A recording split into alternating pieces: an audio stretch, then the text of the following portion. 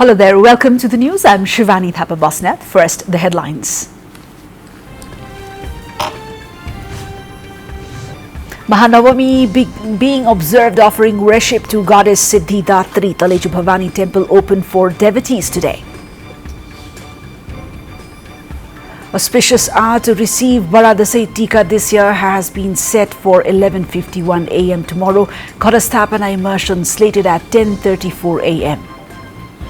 Nearly 2 million people leave Kathmandu Valley for Dasai celebrations. Streets and bazaar areas in Kathmandu wear a deserted look.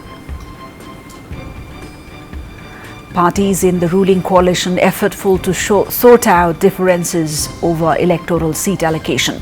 Top leaders continue discussion today as well. And South Korea and US Air Force conduct air drills in response to North Korea's latest missile launch. 2 JDAM precision bombs fired in the West Sea.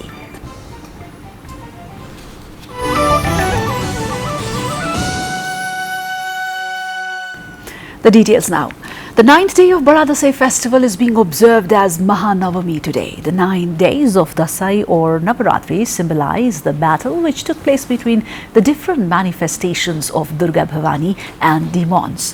One of the 9 manifestations of goddess Durga, Siddhi Datri, is worshipped on the 9th day today, and her name means the one who gives us power.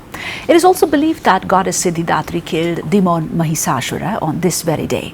Meanwhile, special worship is performed at Dasai Ghar and Kot as well as different temples of goddesses where billy goats, ducks, pigeons and he-buffaloes are sacrificed today. Security forces also perform Kot Puja or worship of armories. Similarly, verses recital of Durga Saptashati and Devi Stroda are done at home as well as different shrines today.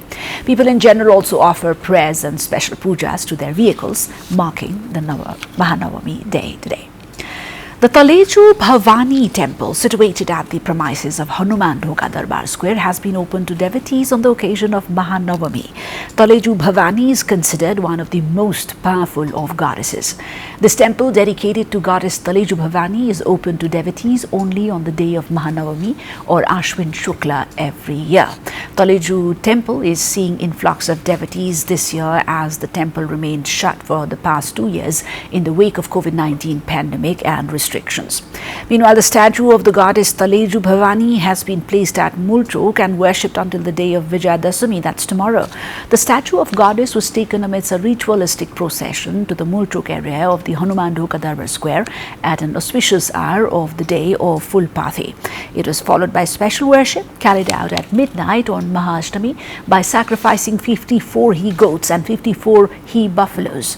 The statue of the goddess Taleju will be taken back to the temple on the morning of Vijayadashami tomorrow amidst a religious procession. President Vidya Devi Bhandari today performed Navakanya Puja or worship of 9 virgin girls on Mahanavami, the 9th day of Baradasai. Navakanya are considered as the 9 incarnation of goddess Navadurga. The puja took place amid a special function organized at the office of the president in Sheetal Nivas. On the occasion, the president washed the feet of the girls, offered tika and gifts to them. The 9 girls were brought from Bal Mandir. The president has been performing the puja every year on Mahanavami. The auspicious time for Baradasai Tika this year has been set for tomorrow morning at 11:51 a.m. Nepal Panchanga Nirnayak Vikas Samiti, the government body authorized to decide dates and times for Hindu festivals to be celebrated in the country, has said the goddess worshipped since Ghadasthapana can be immersed tomorrow at 10:34 a.m. and that 11:51 a.m. tomorrow will be the most auspicious time to receive Dasai Tika this year. Although Tika ceremony can be performed all day on the day of Vijayadashami, the committee said that this day is given to those who want to do the Tika on the day itself. As an offering to the goddess, one can receive Tika and blessings from the dignitaries till the day of Kojagrat Purnima. The streets of capital Kathmandu are deserted during Baradase festival, but devotees are still thronging in Shakti Peeths in large numbers with conch, bells and chanting of Devi Strota. Similarly, vehicles parked around the Shakti Peeth and Devi temple were seen in abundance. The busy streets of the capital in other days are now wearing a deserted look, and market as well as bazaar areas are open sporadically. It is estimated that around 2 million people from Kathmandu went outside the Kathmandu Valley to their ancestral homes. The meeting of the top leaders of the 5 ruling parties continues at Balwatar in a bid to sort out the problems on allocation of seats among them for the November 20 elections to the House of Representatives and Provincial Assembly. It is believed that the meeting would discuss the report presented by the 5-party task force and give it a final shape. Task force member and Secretary of Jana Morcha Himlal Puri informed that the top leaders meeting could finalize the seat sharing rather. He, however, said few points were yet to be sorted out on seat allocation under the election of the House of Representatives. Earlier, the political parties had held internal and inter-party meeting on Tuesday morning. The Election Commission had already made public the schedule as per which the political parties are to file the candidacies on October 9 for House of Representatives and Provincial Assembly elections. Before this, the ruling alliance needs to finalize the list of candidacies from their sides after concluding the seat sharing. The Election Commission, meanwhile, has published the details of all voters. The Election Commission published the details of voters in its website www.election.gov.np. The Election Commission, however, would send sealed voter name list with photo and contact number at the office of the election officer later. As per the details of voters name list approved by the Election Commission, there are 17.988 million voters for the coming House of Representatives and Province Assembly elections. There were 17.733 million voters in the local level election held on May 13. The Election Commission has determined 10,891 polling centres and 22,226 polling stations under this. A short break before we head on to the international front. Do stay tuned.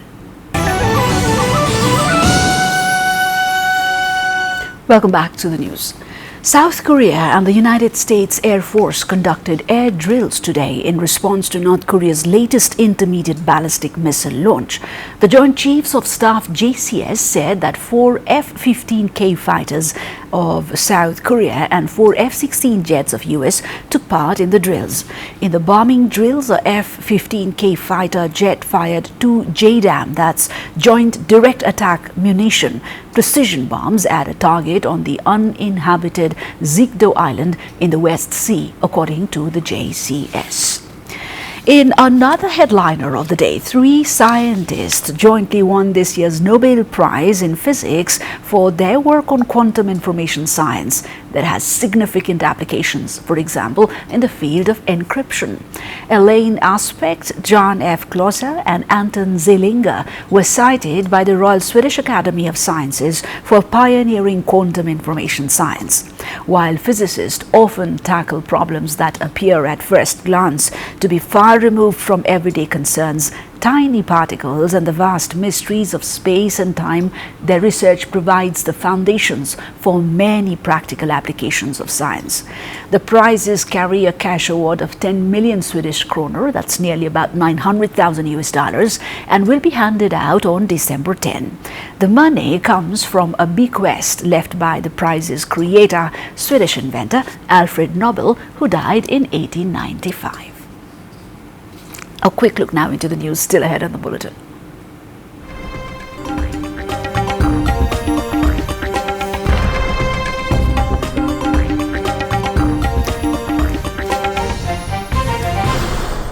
First up, the business news.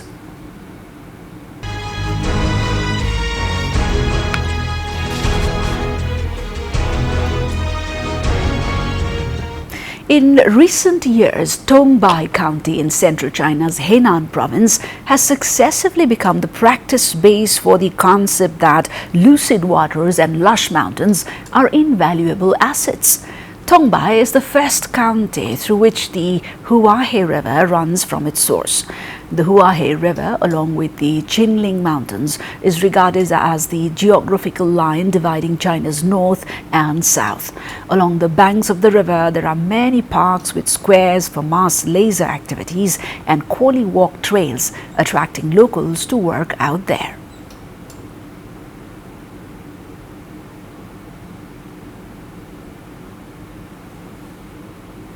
And now, time we check out the sporting updates.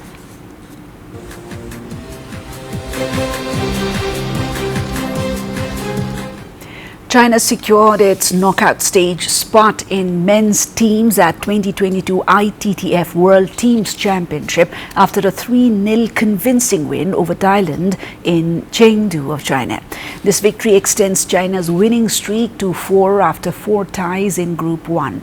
Lin Gaoyuan got the ball rolling for the hosts with his 3-1 win over Phakphum Sangwasin before Fan Zhengdong and Liang Zinkun followed up with victories of their own, besting Sarayud Tancharoen and Patadaraton Pasara. The 2022 ITTF World Team Table Tennis Championships Finals Chengdu see the globe's strongest teams face off to win 2 of the spot's most coveted prizes, the Swatling and Corbelian Cups. More than 250 athletes are out in force representing 62 teams across the 10 days of table tennis action. And this leads us to the weather update. Light to moderate rain has been taking place throughout the country today. The rainfall amidst the Dasai festival has caused sheer inconvenience among the people for movement. According to the Meteorological Forecasting Division, the axis of monsoon trough is presently based on towards north from the average location. According to the division, there is generally cloudy conditions in Province 1, Madhya Province and Bagmati Province, while partly to generally cloudy conditions in the hilly parts of the rest of the provinces is prevailing. The Met Division has forecasted rain until the end of the first week of October. Here are the rest of the details.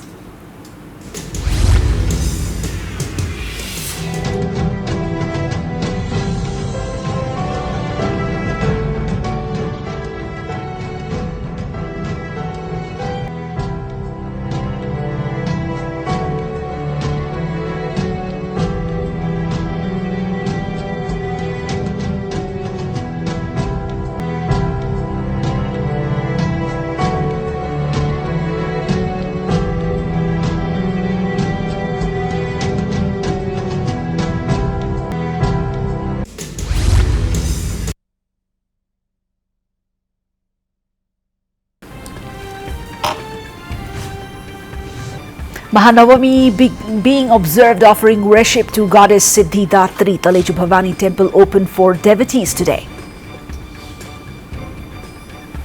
Auspicious hour to receive Baradasai Tika this year has been set for 11:51 a.m. tomorrow. Ghadasthapana immersion slated at 10:34 a.m. Nearly 2 million people leave Kathmandu Valley for Dasai celebrations. Streets and bazaar areas in Kathmandu wear a deserted look. Parties in the ruling coalition effortful to sort out differences over electoral seat allocation. Top leaders continue discussion today as well. And South Korea and US Air Force conduct air drills in response to North Korea's latest missile launch. 2 JDAM precision bombs fired in the West Sea.